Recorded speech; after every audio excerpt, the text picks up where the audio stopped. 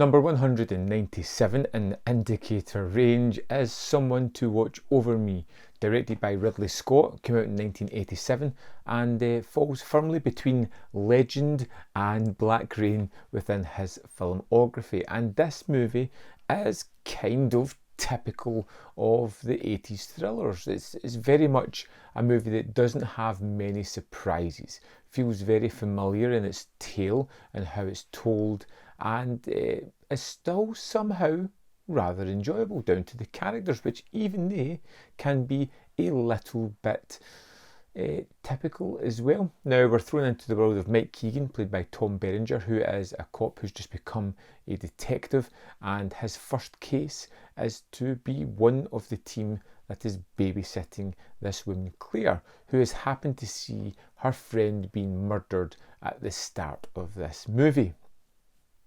And she's in witness protection.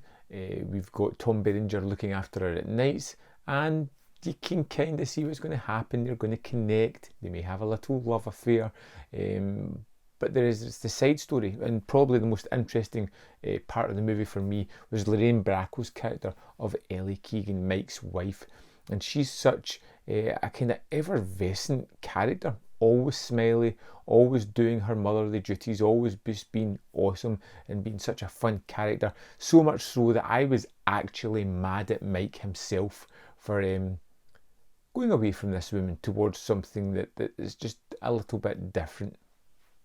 And the way a lot of his co-workers deal with this scenario as well is almost like high-fiving to start with, and then becomes a little bit more feeling as though they have been aggrieved later on as well. The story itself is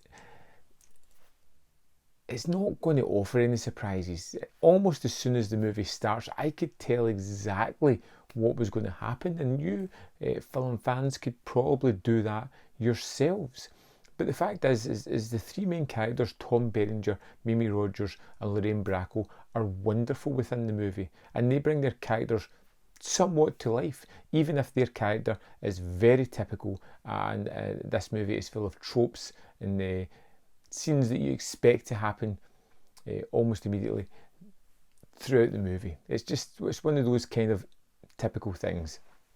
Someone to Watch Over Me had some really good scenes though. There is a wonderful opening sequence within a nightclub, which is one of the most 80s things I think I have ever seen, and just to show my age, I almost felt like saying to someone, turn that music down. It was so offensive at certain points. The garish outfits are kind of wonderful at the same time to look at. The set design is really great, and a lot of this has kind of smaller moments that I really kind of enjoyed, whether it be Claire and Mike walking down the street, having a kind of intimate conversation while police patrol cars follow them, whether it be Lorraine Bracco,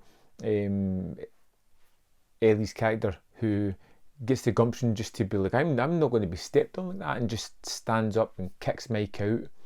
Whether it be the son, he kind of has an almost an estranged relationship with the father, and they take time to kind of hang out at certain points and learn how to shoot a gun, which I wonder if that will come in handy later on.